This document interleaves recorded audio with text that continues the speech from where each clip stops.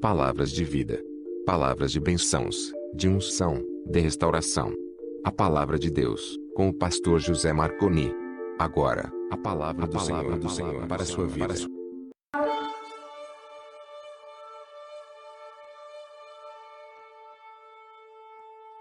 Se alegre. Aqui, palavras de vida, palavras de bênçãos, de unção, de restauração. A palavra de Deus, com o pastor José Marconi. Agora, a palavra do Senhor para a sua vida.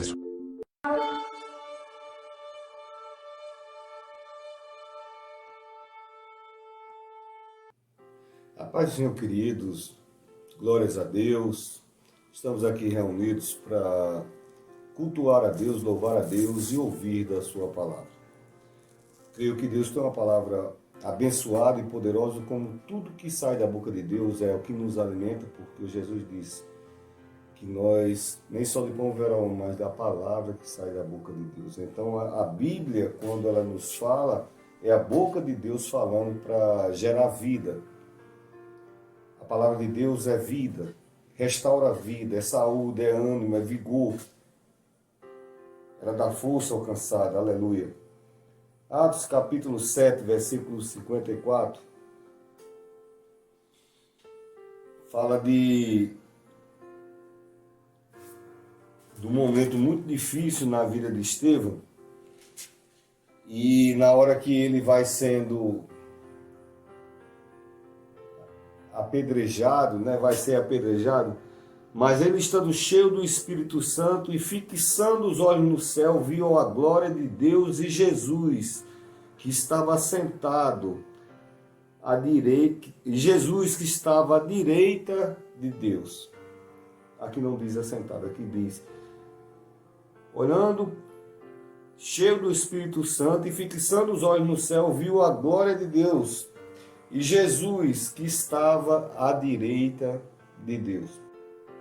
Em tempo de adversidade, em tempo de lutas, em tempo onde a luta se estende por dia e os ânimos começam a diminuir, então a palavra de Deus diz, olha, e o Salmo diz, leve meus olhos para o monte onde virá o socorro. De onde vem o socorro? O socorro vem do Senhor. Esse homem aqui estava sendo apedrejado com pedras e ia morrer. E ele, nesse momento, ainda assim que ia morrer, ele diz, não, mas eu sei quem eu tenho crido. E eu sei para onde eu estou olhando. Eu sei para onde eu devo olhar. Eu quero que os irmãos que têm a palavra de Deus abrem Tiago, capítulo 5, Tiago capítulo 1, versículo 17. Toda boa dádiva e todo dom perfeito vem do alto, descendo do Pai das luzes, em quem não há mudança nem sombra de variação. Todo tesouro, tudo que é de bom que se pode esperar, eu tenho que olhar para o alto. Versículo 17. Porque vem de Deus, que é o Pai das luzes, que não muda, que não varia, que não alterna. Ele move e não é movido. Lucas capítulo 21, versículo 28, diz assim, quando essas coisas começarem a acontecer, olhai para cima e levantai as vossas cabeças, porque vossa redenção está próxima. Quando a situação se alinha, quando as coisas se dificultam, Deus está dizendo, não se desespere. Olhe para o lugar certo que você não vai só ver aquele que pode trazer o resultado suficiente em poder para resolver, mas como vai ver a ação dele, a intervenção dele. Números capítulo 21, versículo 4. O povo havia sido liberto do Egito. O povo era escravo. Escravo come se tiver de comer de noite, quando chegar, depois de passar o dia sendo açoitado, puxando pedra, amassando barro, morrendo de medo, saía de manhã, não sabia se chegava de noite vivo, e Deus livrou. E em Números capítulo 21, eles começam a se enjoar, começam a se queixar, começam a maldizer, começam a achar que não é. Tem o maná, mas e não era isso, que muitas vezes não gosto muito de ir para a igreja, porque é aquela coisa, aquela pregação da palavra. Eu gosto mesmo é quando né, o cantor de fora, mas palavra, agora morrendo de saudade, porque é a palavra que alimenta, sustenta e faz mudar as coisas. Embora o louvor, né, apacente nossa alma, nosso coração. O louvor a Deus agrada a Deus. O louvor é para agradar a Deus. Mas é a palavra que nos sustenta. E esse povo começa a se queixar. O povo antes estava caminhando em obediência e agora as mentes dele mudaram. Ganharam a liberdade, tinham pão, tinham maná, mas não era mais satisfatório. Na igreja dizia, alguém tem uma bênção para contar? Creio que agora, quando abrir novamente, vai ter muita gente para contar a bênção, né? A Bíblia diz, os vivos te glorificarão, Senhor. Então está vivo, glória a Deus, vai permanecer vivo. Amém? Então essas pessoas não estavam satisfeitas. E o maná saía do chão, nascia do chão de manhã, o maná vinha do alto. Tiraram os olhos do alto. Tiraram os olhos de Jesus. Tiraram os olhos de Deus. Tiraram a gratidão de Jesus, o pão vivo que desceu do céu. Não queria mais o pão da liberdade, o pão da vida, já não era bastante. E quando a gente se enjoa de Deus, automaticamente se abstém da salvaguarda de Deus. Ele é escudo e fortaleza para quem está atrás do escudo e fortaleza. Não quero, eu quero ficar. O que é que aconteceu? Vieram serpentes. Podia ser pombos voadores, né? Venenosos, mas serpente que entra por qualquer brecha. Não é isso que está acontecendo na Terra? Está vendo a similaridade? Onde você tocasse numa rocha, podia ter uma serpente, picou, pronto. Dor, terror, certeza de morte, pânico. Não tinha solução, não tinha remédio. Quem botasse o pé para fora da sua tenda, olha aí como está pertinho. Está entendendo? Serpentes. Quem botasse o pé para fora de casa, e dentro de casa mesmo tinha que ter muito cuidado, senão a serpente entrava pelas brechas da tenda, né? Então eles perderam a saúde, perderam a liberdade, e muitos perdendo a vida. Era essa a situação em Números capítulo 21, versículo 4. Calamidade. E no meio da calamidade, é que muitas vezes Deus permite as coisas para ver se o povo abre os olhos. Moisés estava lá, ligado com Deus. O povo é que não estava, né? O sacerdote da sua igreja, o seu padre, o seu pastor, o seu bispo, está lá, mas às vezes a gente estava muito enjoadinho. E era final do programa tal, era o final daquela série muito boa que tem na Netflix, né? Que a gente sabe o nome, com aquelas 4 letras, do mal, e gente pagando para assistir. A rede lixo de televisão assistindo, e não vai para a igreja porque estava assistindo a rede lixo. Se nojaram, que é até um pecado dizer isso, né? Mas eu estou falando se aborreceram, não queriam mais. E na hora que a calamidade veio, os olhos deles se abriram. E eles procuram Moisés e dizem, olha, temos pecado contra você e contra Deus. Então você, da sua igreja, medite. A Bíblia diz, cuide dos vossos pastores para que eles façam isso com alegria, não gemendo. Você que é católico, ligue para o seu padre. Você está bem, padre? Ligue para o seu bispo. O bispo da sua denominação, para o ministro, para o pastor. Pergunte se essa pessoa que tem cuidado de você está bem, está precisando de alguma coisa. Temos pecado, temos desprezado você, Moisés. Consequentemente, temos pecado contra Deus. A gente não queria mais nada com Deus. Então, eles passaram primeiro a valorizar o homem de Deus. Por isso que tem igreja, por isso que tem sacerdotes. Criou-se uma doutrina terrível que não se valoriza mais os sacerdotes. Que, como Paulo diz, gastam a sua vida e a sua saúde no cuidado das ovelhas. Não vou não. Acho que no outro domingo talvez eu vá. Se não tiver um negócio, né? Passaram.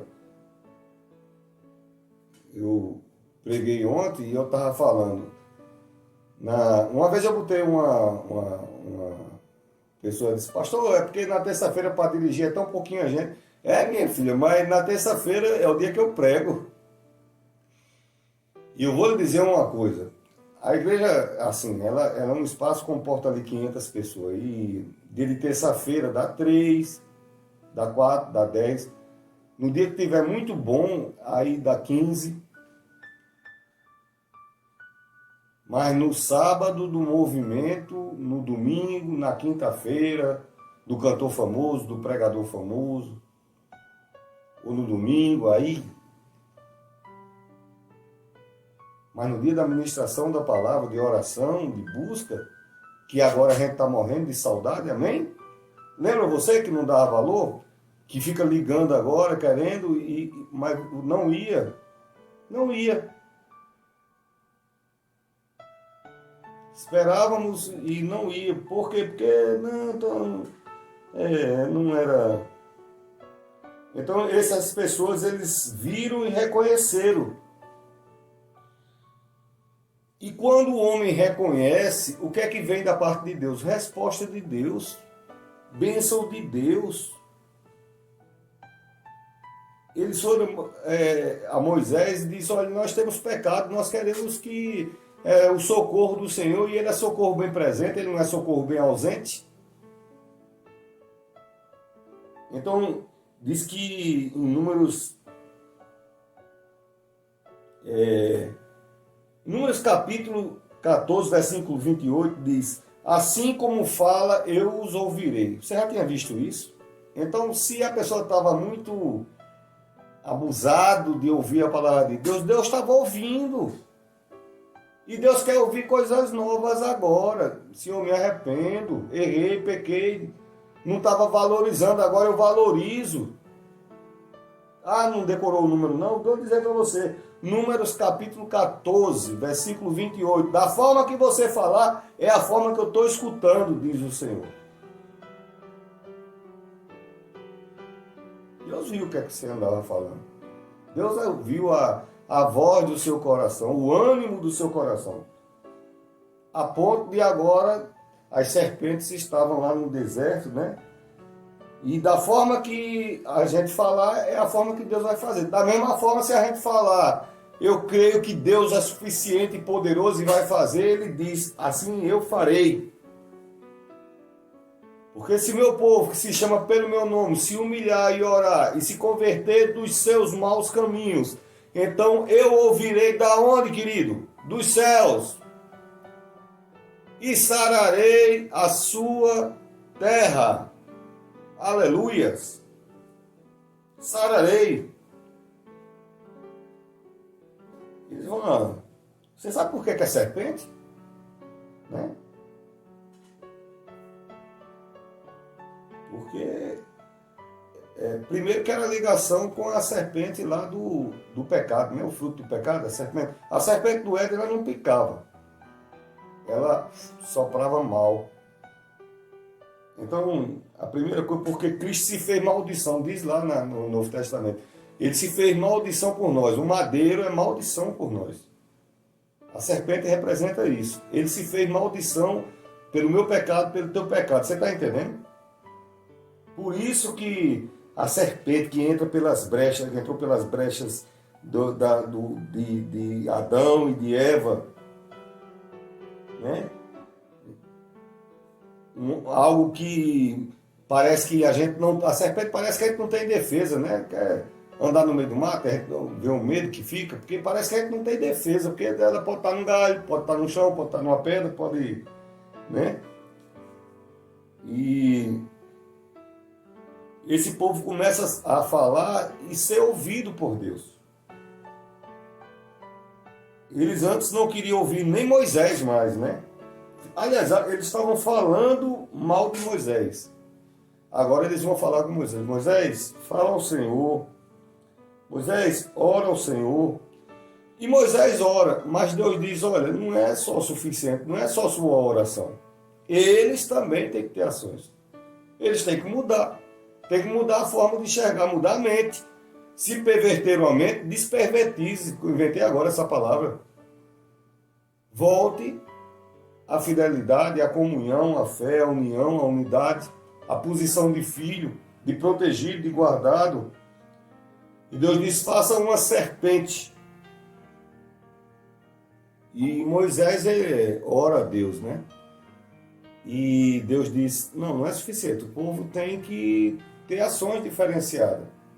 Vamos fazer o seguinte, você vai fazer uma serpente. Ele está dizendo ao escritor de Hebreus que a palavra de Deus ela é inspirada pelo Espírito Santo de Deus, mas há alguém que anotou. E Moisés quem escreveu o Gênesis. Quando Deus fala serpente, Moisés já liga logo com o jardim do Éden, mas logo uma serpente podia ser uma outra figura, logo uma serpente, o escritor de Gênesis, né? E Deus fala com Moisés, ele ora a Deus, mesmo sem entender, né? E Deus diz, faz uma serpente. O povo, pela ausência de olhar para o alto, agora era obrigado a olhar para o chão. Deus não quer ninguém olhando para o chão. Olha aquela mulher que tinha 8 anos encurvada. 8 anos, dobrada. Não podia olhar para o alto. O inimigo dobrando. Você não é anzol para olhar para baixo. Você é cabeça, não é cauda. É para glorificar, é para olhar para o alto. É para saber que é do alto que vem a resposta, né? Essa mulher E Jesus chama ela para o meio lá e a mulher é curada e ela pode olhar para o alto e glorificar, embora Jesus estivesse na frente dela e Deus está acima. Né? Tem que se redimir, tem que haver redenção, tem que haver arrependimento. João 3,13. Assim como Moisés levantou, quem disse isso foi Jesus, né? João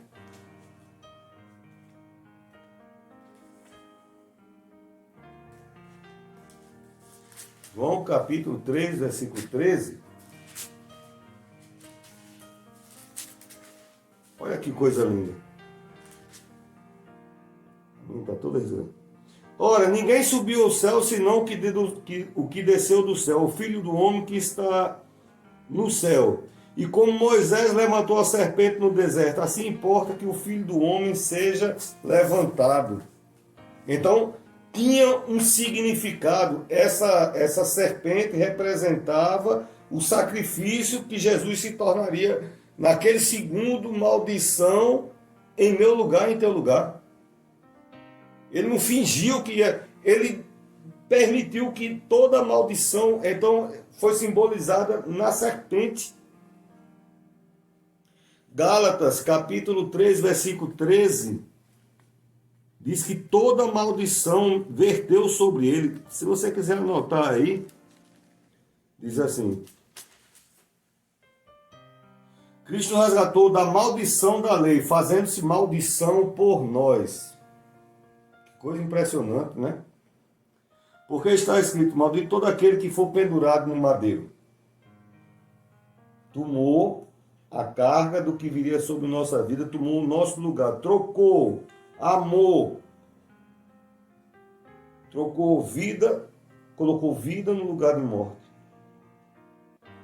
A cruz, né, representa a maldição, como também, eu estou falando em Gênesis, não havia espinho na terra. Quando entrou o pecado na terra, começou a brotar brolhos e espinhos, cardos e espinhos. Por isso que a coroa de Jesus é de espinho, porque representa o pecado que a gente carrega na nossa herança adâmica. Na hora que o homem pecou, começou a brotar espinho na terra, e começou a vir as mazelas, as doenças e tudo que o pecado traz, né? Por isso que botaram a coroa de espinho em Jesus Cristo. Nós temos uma tendência muito grande a errar, a transgredir, a pecar. Até porque é um sacrifício, é duro você. Por isso que a porta é estreita. Você andar em santidade é um processo de vigilância, de constância, de abrir mão, de guardar-se, né? De escolhas.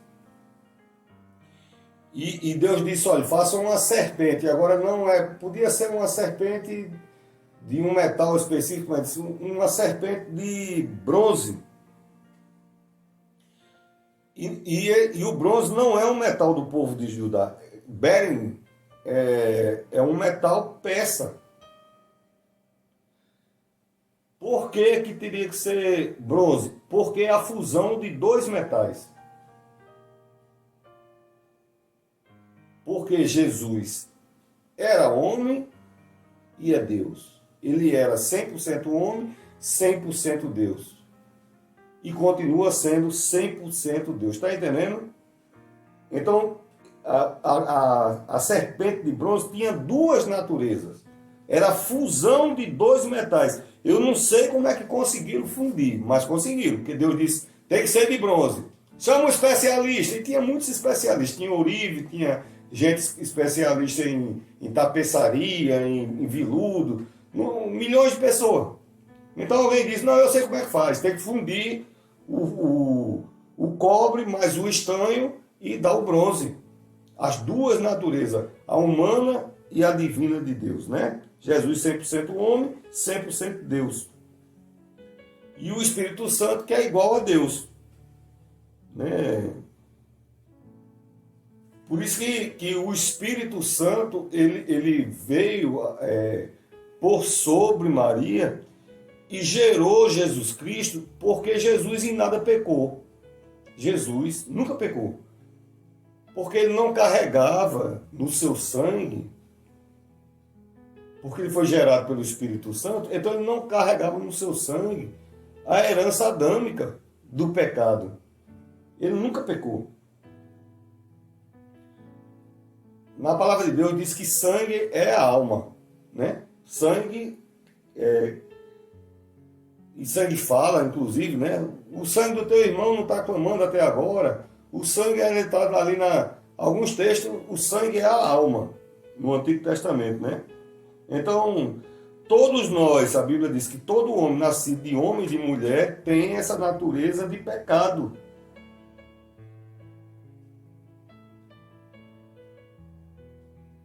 E essa natureza pecaminosa endereça para um caminho, inevitavelmente. Porque o salário do pecado é morte. E o texto não tem meias palavras nem alisado. Porque vós estavam mortos em delitos e pecados. Morto. E vos vivificou. Como? Ele disse a Nicodemo, Nicodemo, vem cá. Nicodemo, você é doutor da lei, você é príncipe. Muito bonito, né? Uma coisa maravilhosa aí, sua roupa, aquela roupa de príncipe. Mas se você tem que nascer de novo. Porque quem não nascer de novo não vai ver o reino dos céus. Não vai ver o alto. Não vai ver a Deus. Nicodemo, mas eu entraria no vento também. É necessário nascer de novo. Como é que eu faço isso? Na pessoa de Jesus. Morrendo a velha natureza e ressuscitando em Cristo Jesus. Todo aquele que recebe Jesus nasce novamente. Se arrepende, como essas pessoas me disseram, estava fazendo muita coisa errada. Me arrependo. E Deus, amém. Quero ser uma nova criatura. Amém. Nicodemos, Deus disse a Moisés, e pregue, que podia ser uma serpente de bronze numa estaca de ferro, numa estaca de cobre, mas numa estaca de madeira. Por quê? Porque teria que ser pregada com prego, não? Ou você acha que havia solda naquele tempo? Aí ele chamou o soldador e pregos, simbolizando o nosso Redentor, o nosso Salvador. Está entendendo? A serpente simbolizando o resgate de Jesus da morte que estava sendo preparada para a gente, né? A serpente teria que ser pregada, não era colada, não era soldada, pregada. E teria que ser levantada. Quem disse isso? Jesus. Assim como Moisés levantou. Por quê? Para olhar para cima. Por quê? Porque o povo só estava olhando para baixo. Não, olhar para baixo não. Olhar para o alto. Olhar para Deus. Olhar para Jesus. Nós precisamos apenas olhar para Jesus. Olhar para o alto. Porque Isaías 45, versículo 22. Olhai para mim e sereis salvos, vós todos os termos da terra, porque eu sou Deus e não há outro. Olhou para Deus, vai ser salvo. E Deus disse a Moisés, todo aquele que olhar para essa formação, que chamava-se Neutsan, todo aquele que olhar para ali, vai se salvar. Parece simples demais, né? Quando a gente diz assim, querido, olhe para Jesus, declare e confesse Jesus Cristo, você vai ser salvo. O cara diz, não, é muito simples. O que é que você precisa para acreditar? Não, eu precisaria levar umas 5.000 chibatadas e andar de pé descalço na geleira do Ártico tudinho, depois voltar mais 5.000 chibatadas. Não, não é necessário isso. Você tem que olhar para Jesus, olhar para Deus, confessar o nome de Jesus e será salvo. Simples. Alguém que está no deserto, no calor do deserto, sem esperança, sem remédio, sem camelô, sem nenhuma expectativa, não, picou, morreu, não tinha. Aí chega alguém e diz, não, fique tranquilo, basta você ter um mandamento de Deus. Você olha lá, que simboliza o Filho dele, Jesus Cristo, você olha para ele, aí faz o quê? Não, você olha para ele e vai ser salvo. Receba aí nessa noite, em nome de Jesus. Volte-se a olhar para Jesus. Volte-se a olhar para Jesus. Quer que eu leia de novo? Isaías 45, 22. Olhai para mim e sereis salvos, vós, todos os termos da terra. Então a internet é uma coisa que anda no mundo inteiro. Na verdade, anda no espaço, né? E pousa na terra, porque vai de satélite em satélite. Então, vai em todos os lugares. Porque eu sou Deus e não há outro. Está entendendo, querido? Quando ele diz eu sou Deus, é que os comportamentos que ele estava buscando, outras ações, não está resolvendo, não resolvia, não resolveu e não vai resolver nunca. Sabe quem resolve? Deus. Sabe quem resolve? Jesus Cristo. Amém? E vai resolver. Se você tiver fé para concordar comigo, Jesus vai resolver. Deus vai resolver, em nome de Jesus. Deus vai resolver. Ele é bom, ele é misericordioso, ele é compassivo, ele é longânimo. Ele é maravilhoso, ele é forte, é poderoso, ele é grande. E não há outro a não ser o nosso Deus. Não há Deus fora do nosso Deus. Olhai para ele e será salvo. E ele diz lá nesse texto, lá, ele diz, por mim mesmo eu tenho jurado. Olha só, Deus, olhai para mim e serei salvo. Não é olhar para... Eu agora vou falar sistematicamente, não é olhando para a rede de lixo, entendeu? Antigamente, mas agora vai ser assim. Não é olhando lá para a rede de lixo, sendo envenenada pelos venenos da serpente da rede de lixo e daquela outra do olhinho, que são duas agora que estão a serviço do socialismo maligno, anticristão. Por que é que no meu estado bares estão abertos, academia está aberta? Eu sei que precisa mover a economia, mas o nosso governo ele é socialista. Eu não sei nem quantos anos de cadeia dá a dizer isso. Então ela abriu tudo e não abriu as igrejas. Pode ir, aqui temos um bairro que eu gosto muito de ir lá, que é onde tem os camelô. Lá na Alecrim parece uma multidão de gente, mas as igrejas não podem. Igreja não pode. Porque sabe que se a gente olhar para Deus, Deus sara, Deus cura. Aí não tem mais como, né, aquele negócio? Não tem. Olhar para mim, não é para a malignidade que o socialismo queria botar no Brasil. Olhar para Deus. Apoiar os homens de Deus, as mulheres de Deus. Você que é homem de Deus, que é mulher de Deus, ore por esse país, ore pela sua cidade, pelo seu estado, pelo Brasil, né? Isaías 45, 22. Olhai para mim e sereis salvos, em nome do Senhor Jesus. Quando eu estava no seminário, eu tenho Mark Gregor, um pastor careca dos Estados Unidos, e ele canta um hino que é um medley de Agnus Dei, que é um hino que mexe muito com o meu coração. E ele, no meio do caminho, ele canta esse hino que diz: perto quero estar, junto aos teus pés, pois prazer maior não há que me render e te adorar. Entregue seu caminho ao Senhor, confia nele. Entregue seu caminho ao Senhor, confie nele. Olhe para Jesus. Nada está perdido. Há salvação, há esperança, há cura. Receba cura, receba virtude, receba bonança, receba provisão. Receba a bênção, a paz que vem da parte de Deus. Que Deus os abençoe com toda sorte de bênção, em nome do Pai, do Filho e do Espírito Santo de Deus. Amém e amém.